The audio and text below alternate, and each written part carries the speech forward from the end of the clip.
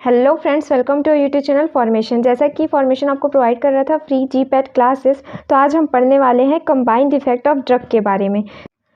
तो combined effect of drug में क्या होता है, जब हम दो से ज़्यादा दवाई एक साथ लेते हैं तो वो क्या कर देता है, या तो हमारे बॉडी में उसकी एक्टिविटी को इंक्रीज़ कर देता है या तो डिक्रीज़ कर देता है ना। तो रिस्पॉन्स या तो ज़्यादा आएगा, है ना, अगर हम दो दवाई को एक साथ ले रहे हैं तो, या तो फिर कम आएगा। ठीक है, तो ये कैसे होता है, तो बहुत सारे टाइप के होते हैं। एक तो सिनर्जिज्म होता है, दूसरा एंटागोनिज्म।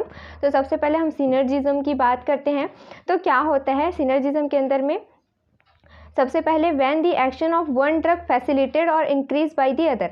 हमने यहाँ पे दो मेडिसिन लिया है ना, तो मान लो ये हमारा ए है, ये हमारा बी है। तो क्या पता ये जो बी है वो ए की एक्टिविटी को बढ़ा रहा होगा तो हमको अच्छा रिस्पॉन्स मिला। ठीक है, जैसे कि अगर हमको फीवर है ना, हमने लिया पैरासीटामोल, अब साथ ही साथ हमने अगर एस्प्रिन भी ले लिया तो वो एनाल्जेसिक और एंटीपायरेटिक दोनों एक्शन शो करेगा। मीन्स यहाँ पे उसकी एक्टिविटी थोड़ी बढ़ी है ना, तो इसको हम बोलेंगे सिनर्जिज्म। तो इसमें पहला है हमारा एडिटिव। तो एडिटिव में 1 + 1 = 2। मीन्स अगर जब हम दो ड्रग एक साथ लेते हैं तो वो दो का इफेक्ट देते हैं, मतलब अपना अपना इफेक्ट देता है। जैसे कि अगर हमको किसी डॉक्टर ने दिया एस्प्रिन और पैरासीटामोल का कॉम्बिनेशन, तो वो एनाल्जेसिक और एंटीपायरेटिक, मतलब दर्द में भी और बुखार दोनों चीज़ को ठीक करेगा। तो ये हो गया हमारा एडिटिव का एग्जाम्पल, है ना। उसी तरह यहाँ पे और है इफेड्रिन एंड थियोफाइलिन का, देख सकते हैं वो दोनों क्या करते हैं, यहाँ पे ब्रोंकोडाइलेशन करता है। अब सेकंड होता है हमारा सुप्रा एडिटिव। नाम से समझ आ रहा है एडिटिव से और ज़्यादा। मीन्स यहाँ पे A + B = इफेक्ट मिल रहा था हमको A और B का, मतलब दोनों अपना अपना एक्शन परफॉर्म कर रहे थे। जबकि इस केस में क्या होगा, 1 + 1 = 3। एक और एक 3 का इफेक्ट यहाँ पे शो होगा। मीन्स यहाँ पे क्या होगा, जब हम दो दवाई लेंगे तो वो दो से ज़्यादा का इफेक्ट शो करेगा। जैसे कि आपने देखा ही होगा, हाँ, जब हम एसिटाइल कोलिन, हमारे बॉडी में अगर एसिटाइल कोलिन की डिफिशियंसी हो गई, तो अगर हम एसिटाइल कोलिन ले रहे हैं तो सिंपल सी बात है, एसिटाइल कोलिन को ऐसे ही लेंगे तो क्या होगा, एसिटाइल कोलिनेस्टेरेज नाम का एक एंजाइम होता है, वो क्या कर देगा, एसिटाइल कोलिन को यहाँ पे उसको डिस्ट्रक्ट कर देगा। तो हम क्या करते हैं, एसिटाइल कोलिन और फाइसोस्टिग्मिन को कॉम्बिनेशन में लेते हैं। तो ये फाइसोस्टिग्मिन क्या करता है, इस एसिटाइल कोलिनेस्टेरेज एंजाइम को ही इनहिबिट कर देता है। अब ये एंजाइम ही नहीं रहेगा तो सिंपल सी बात है, एसिटाइल कोलिन का कंसंट्रेशन हमारे बॉडी में बढ़ेगा और ये हमारे लिए अच्छा इफेक्ट होगा। मीन्स 1 + 1 3 का इफेक्ट दे रहा है ये।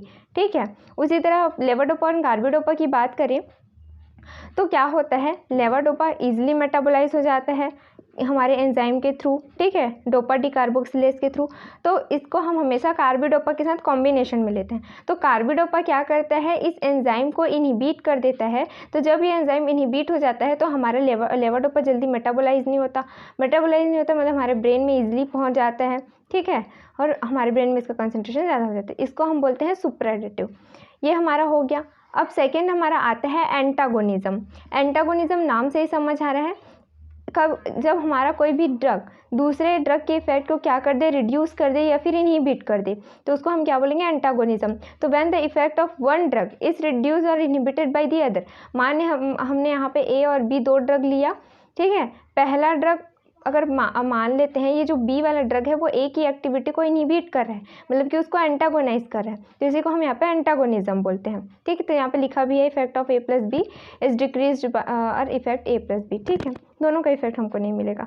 तो ये अलग अलग तरह के होते हैं, physical, chemical, physiological, receptor antagonism. तो सबसे पहले फिजिकल मीन्स ऐसे ड्रग जो अपने फिजिकल प्रॉपर्टी के थ्रू एक्शन शो करते हैं, मतलब कि अपोज करते हैं किसी दूसरे ड्रग के एक्शन को। फॉर एग्जांपल अगर किसी को अल्कलॉइड की पॉइजनिंग हो गई, ठीक, तो ये हो गया हमारा अल्कलॉइड पहला ड्रग जिसकी हमको पॉइजनिंग हुई है। तो हम क्या करते हैं, चारकोल लेते हैं।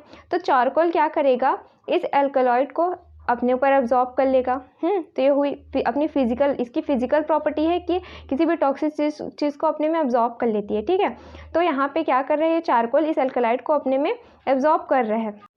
तो इस तरह से ये फिजिकल एंटागोनिज्म हो गया। Opposing action is due to physical property adsorption of alkaloid by activated charcoal. इसके ऊपर में एल्कलॉइड पूरा एड्जॉर्ब हो जाता है। मीन्स ये हमारा अगर चारकोल है तो ऐसे पूरा एड्जॉर्ब हो जाता है, एड्जॉर्ब होकर एलिमिनेट हो जाता है बॉडी से। दूसरा आता है हमारा केमिकल। नाम से समझ आ रहा है केमिकल, तो इसमें क्या होगा, कुछ केमिकल रिएक्शंस के थ्रू हमारा कोई ड्रग है वो अपोज कर देगा दूसरे ड्रग के एक्शन को। तो opposing action is due to the chemical properties के टैनिन और एल्कलॉइड है। तो ये दोनों क्या है, यहाँ पे इनसॉल्युबल एल्कलॉइडल टैनेट का फॉर्मेशन कर लेते हैं। ठीक है। अब ये इनसॉल्युबल हम इजीली चिलेट बना के बाहर। उसी तरह चिलेटिंग एजेंट और मेटल दोनों कॉम्प्लेक्स का फॉर्मेशन करते हैं, तो ये केमिकल रिएक्शन के थ्रू है। अब यहाँ पे जब ये कॉम्प्लेक्स फॉर्म कर लिया मीन्स इसकी एक्टिविटी यहाँ पे इनहिबिट हो गई। फिर आता है हमारा physiological function. Physiological function means ये है कि हमारा कोई भी दो ड्रग है, ठीक है, वो एक ही फिजियोलॉजिकल सिस्टम में काम करते हैं और दोनों का अपोजिट एक्शन होता है, ठीक।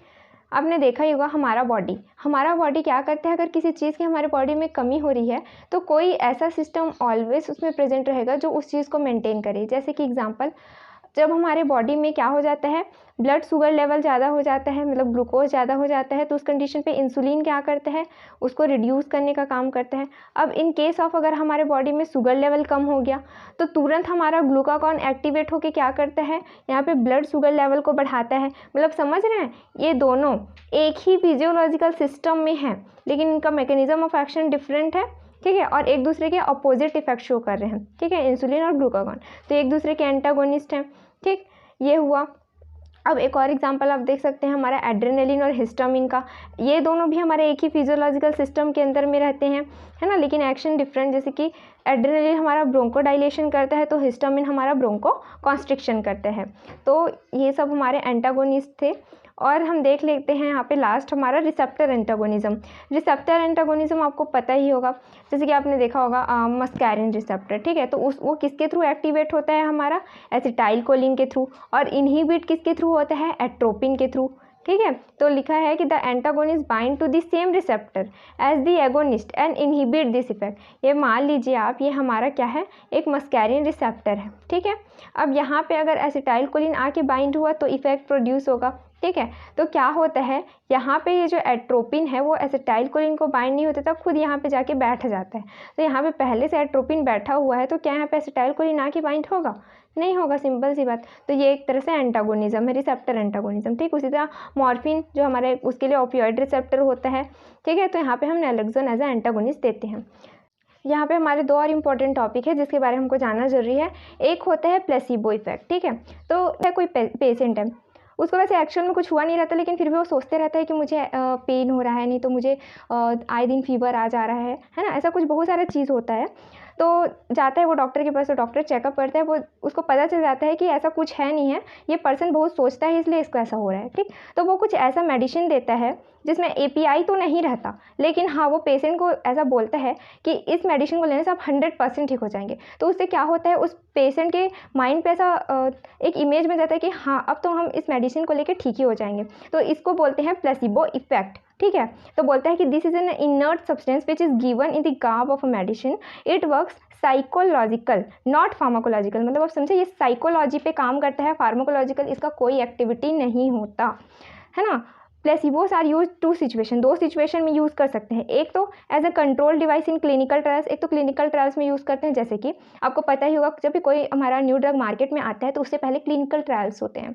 तो क्या करते हैं, जैसे कि हमने 10 लोगों को बैठाया और किसी ड्रग का हम ट्रायल कर रहे हैं, तो जैसे कि मैंने 9 लोग को ऐसा मेडिसिन दिया जिसमें थेराप्यूटिक एक्टिविटी है, लेकिन मैंने 10वें पर्सन को कोई ऐसी प्लेसिबो मेडिसिन दे दिया।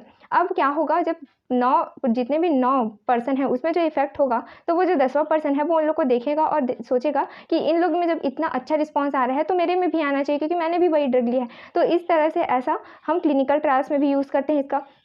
और यहाँ पे हो सकता है दूसरा, to treat patient who in the opinion of the physician does not require an active drug, ठीक है। क्या बोला कि उन पेशेंट्स को भी हम देते हैं जो फिजिशियन के ओपिनियन पे उस ड्रग को लेता है, लेकिन उस ड्रग का कोई ऐसा फार्माकोलॉजिकल एक्टिविटी होती नहीं है, बट वो बंदा ठीक हो जाता है। Some individual response to placebo, not all. और ऐसा नहीं है कि प्लेसिबो से सारे पर्सन रिस्पॉन्स करें, कुछ ही पर्सन इस पर रिस्पॉन्स करते हैं। अब उसी तरह हमारा एक होता है नोसिबो इफेक्ट। अब ये नोसिबो इफेक्ट क्या है, देखो, अब आप कहीं जा रहे हैं, ठीक, किसी डॉक्टर के पास जा रहे हैं, कुछ आपको चेकअप कराना है कि हाँ मेरे पेट में दर्द हो रहा है या फिर ये हो रहा है। तो फिर रास्ते में आपका कोई फ्रेंड मिला, वो आपको बोला कि अरे भाई तुम उस डॉक्टर के पास जा रहे हो, वो डॉक्टर अच्छा नहीं है, उसके मेडिसिन से ठीक नहीं होते हम जल्दी, ठीक है।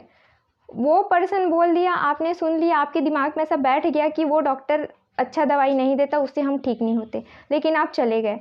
पर एक्चुअल में ऐसा है कि वो डॉक्टर बहुत अच्छा है, उसकी दवाई से सब ठीक होते हैं, लेकिन आपके दिमाग में तो अब ऐसा हो गया है कि हाँ वो डॉक्टर जो दवाई देता है उससे हम ठीक नहीं होते। तो वो डॉक्टर आपको कितना भी अच्छा दवाई दे, आप ठीक ही नहीं होंगे। क्यों? क्योंकि आपके दिमाग में ऐसा बैठ चुका है कि आप उस डॉक्टर की दवाई से ठीक नहीं होंगे। तो इसीलिए इसको हम बोलते हैं यहाँ पे नोसिबो इफेक्ट। ठीक है, it is the converse of placebo, मतलब प्लेसिबो का जस्ट उल्टा होता है। प्लेसिबो में आप क्या सोचते हैं? पॉजिटिव थॉट सोचते हैं कि हाँ हमको डॉक्टर ने बोला है कि हम ठीक हो जाएंगे, मतलब हम ठीक हो जाएंगे। और जबकि नोसिबो इफेक्ट में आपने स्टार्टिंग से ही सोच लिया है कि हम ठीक नहीं होंगे, तो यहाँ पे आप ठीक नहीं होंगे, क्योंकि आपका बॉडी आपकी तरह फंक्शन करता है। आप जैसा सोचोगे वैसा आपका बॉडी फंक्शन करेगा।